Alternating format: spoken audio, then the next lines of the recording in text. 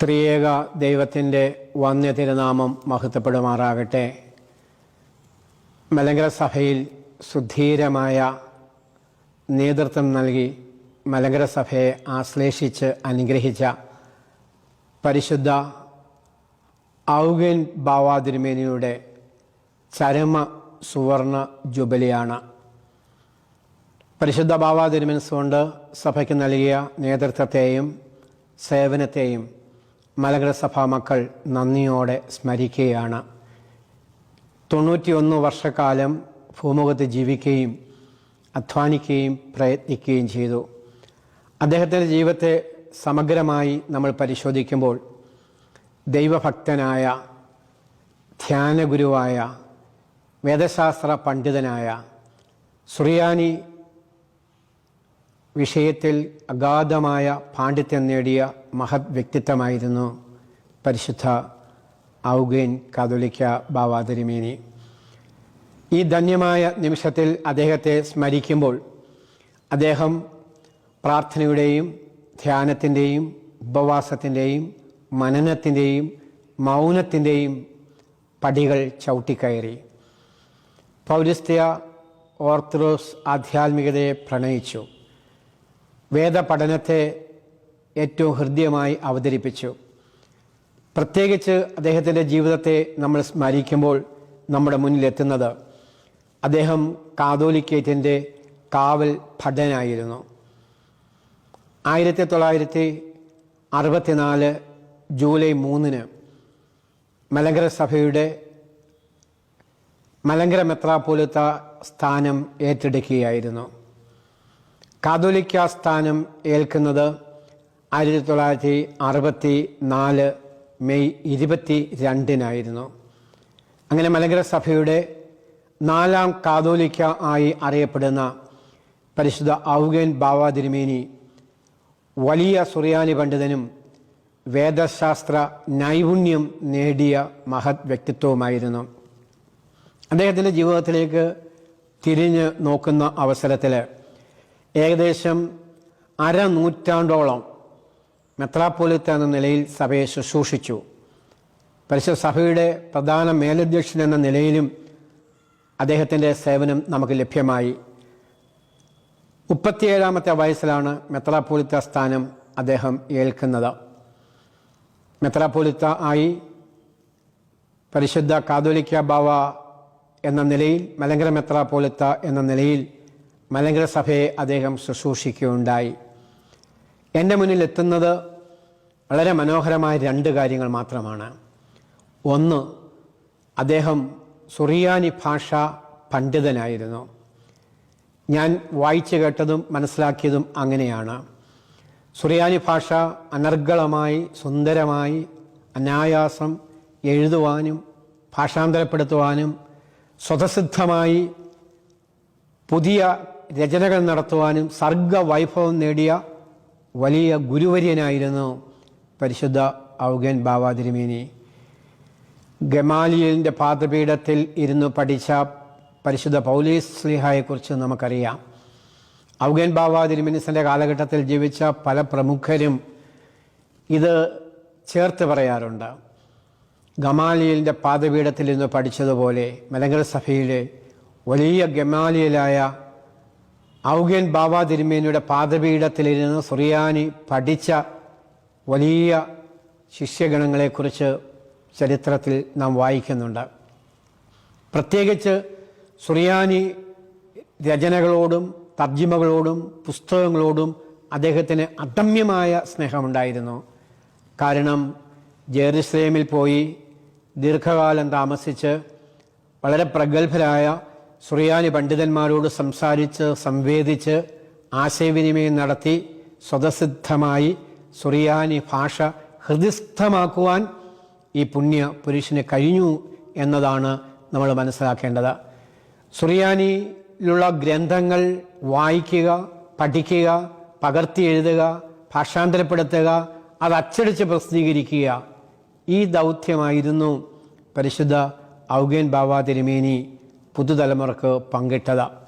ഇവിടെ സുറിയാനി ഭാഷയോടും പുസ്തകങ്ങളോടും ഭാഷാന്തരങ്ങളോടും വളരെ ഹൃദ്യമായി സംവേദിച്ച മഹത് പുരുഷനായിരുന്നു പരിശുദ്ധ ബാവ തിരുമേനി. രണ്ടാമത് അദ്ദേഹത്തിൻ്റെ ജീവിതത്തെ ഓർക്കുമ്പോൾ എഴുത്തിനോടും വായനയോടും ഉള്ള താല്പര്യത്തിൻ്റെ അടിസ്ഥാനത്തിൽ അദ്ദേഹം മലങ്കര സഭയിലെ വളരെ ശക്തനായ ഒരു വേദശാസ്ത്ര പണ്ഡിതനായിരുന്നു. ഒരാളുടെ വേദശാസ്ത്ര പാണ്ഡിത്യത്തെ നമ്മൾ അളക്കുന്നതും മനസ്സിലാക്കുന്നതും ഒന്നുകിൽ അദ്ദേഹത്തിൻ്റെ പ്രഭാഷണങ്ങൾ അല്ലെങ്കിൽ അദ്ദേഹത്തിൻ്റെ രചനകൾ. പരിശുദ്ധ ഔഗ്യൻ ബാവ തിരുമനസിൻ്റെ രചനകളാണ് ഈ തരത്തിൽ വളരെ പ്രാധാന്യം അർഹിക്കുന്നത്. എത്രയധികം രചനകളാണ് പരിശുദ്ധ ഔഗ്യൻ ബാവ തിരുമനസ് മെത്രാപ്പോലീത്ത ആയിരുന്നപ്പോഴും ബാവ തിരുമേനി ആയിരുന്നപ്പോഴും എഴുതി ചരിത്രത്തിന് സമ്മാനിച്ചത്. പല രചനകളും കണ്ടെടുക്കുവാനും അത് ക്രോഡീകരിക്കുവാനുള്ള ഉത്തരവാദിത്വം സഭയ്ക്കുണ്ട്. കുറേ അധികം രചനകൾ പുനഃപ്രസിദ്ധീകരിച്ചിട്ടുണ്ട്. വളരെ പ്രധാനപ്പെട്ട 4 ഗ്രന്ഥങ്ങളാണ് പരിശുദ്ധ ഔഗ്യൻ ബാവയുടെ നാമത്തിൽ നമുക്ക് ലഭിച്ചിട്ടുള്ളത്. ആ ഓരോ ഗ്രന്ഥങ്ങളും പ്രൗഢ ഗംഭീരമാണ്, ചരിത്ര പ്രാധാന്യമുള്ളതാണ്. പ്രത്യേകിച്ച് അദ്ദേഹത്തിൻ്റെ ഗ്രന്ഥങ്ങളെക്കുറിച്ച് നമ്മൾ ഓർക്കുമ്പോൾ വളരെ കൃത്യമായിട്ട് നമുക്ക് അറിയുവാനായിട്ട് കഴിയും. ഒന്നാമത്തെ പുസ്തകം എന്ന് പറയുന്നത് പരമയാഗം എന്നുള്ളത്. പരമയാഗം എന്ന ആ ഗ്രന്ഥം നമ്മൾ പഠിക്കുമ്പോൾ കൃത്യമായിട്ട് വിശുദ്ധ കുർബാനയിലെ അപ്പവീഞ്ഞുകൾ ഒരു യാഗമായി തീരുന്നത്, യാഗത്തിൻ്റെ അനുഭവത്തിലേക്ക് ഉയരുന്നത്, വിശുദ്ധ കുർബാന ഒരു ബലിയാകുന്നു, യാഗമാകുന്നു എന്ന് വളരെ ഹൃദ്യമായി ഈ ഗ്രന്ഥത്തിൽ കൂടി പരിശുദ്ധ ഔഗ്യൻ ബാവ തിരുമനസ് അവതരിപ്പിക്കുന്നുണ്ട്. മറ്റൊരു ഗ്രന്ഥമാണ് സുന്നഹോദോസുകൾ എന്നുള്ള ഗ്രന്ഥം. നിക്കായിലും കുസ്തന്തോനിയോസിലും എഫേസോസിലും വെച്ചുണ്ടായ പുണ്യപ്പെട്ട സുന്നഹോദോസുകളെക്കുറിച്ച് നമ്മൾ വായിക്കുകയും പഠിക്കുകയും ചെയ്യുന്നു, ആരാധനയിൽ ഏറ്റുചൊല്ലുന്നു. നിക്കാ വിശ്വാസ പ്രമാണത്തിൻ്റെ 1706 വാർഷികം നടന്നുകൊണ്ടിരിക്കുകയാണ്. പക്ഷെ സുന്നഹോദോസുകളെക്കുറിച്ചുള്ള ദീർഘമായ പഠനങ്ങൾ വളരെ കൃത്യമായിട്ട് പരിശുദ്ധ ഔഗ്യൻ ബാവ തിരുമനസ് കൊണ്ട് എഴുതി നമുക്ക് സമ്മാനിച്ചിട്ടുണ്ട്. മറ്റൊരു ഗ്രന്ഥമാണ് മരണാനന്തര അവസ്ഥ. ജീവിതം ക്ഷണികമാണ്, താൽക്കാലികമാണ്, മരണം സുനിശ്ചിതമാണ്. മരണാനന്തരം എന്ത് സംഭവിക്കുന്നു, മരണാനന്തര ജീവിതത്തിൻ്റെ വേദശാസ്ത്ര അടിസ്ഥാനം എന്താണ്, വേദപുസ്തക ഭാഷ്യം എന്താണ്, പരിശുദ്ധ ഔഗ്യൻ ബാവ തിരുമനസ് കൊണ്ട് വളരെ കൃത്യമായി മരണാനന്തര അവസ്ഥ എന്ന ഗ്രന്ഥത്തിൽ കൂടി അവതരിപ്പിക്കുകയാണ്. മനോഹരമായ മറ്റൊരു ഗ്രന്ഥമാണ്. ആ ഗ്രന്ഥം മതോപദേശ സത്യങ്ങൾ എന്ന ഗ്രന്ഥമാണ്. മലങ്കര ഓർത്തഡോക്സ് സഭയുടെ വിശ്വാസ, ആചാര, അനുഷ്ഠാന സത്യങ്ങളെ വളരെ ഹൃദ്യമായി പുതുതലമുറയ്ക്ക് മനസ്സിലാകുന്ന ഭാഷയിൽ പരിശുദ്ധ ഔഗ്യൻ ബാവ തിരുമനസ് കൊണ്ട് അവതരിപ്പിച്ചിരിക്കുകയാണ്. ഇങ്ങനെ അദ്ദേഹത്തെ ഒരു വേദശാസ്ത്രജ്ഞൻ എന്ന നിലയിൽ പുതുതലമുറയ്ക്ക് പരിചയപ്പെടുത്തുവാൻ കഴിയുന്ന മഹത്തായ 4 ഗ്രന്ഥങ്ങളെയാണ് ഞാൻ പരിചയപ്പെടുത്തിയത്. ആ ഗ്രന്ഥങ്ങൾ പുതുതലമുറ വായിക്കണം, പഠിക്കണം, മനസ്സിലാക്കണം.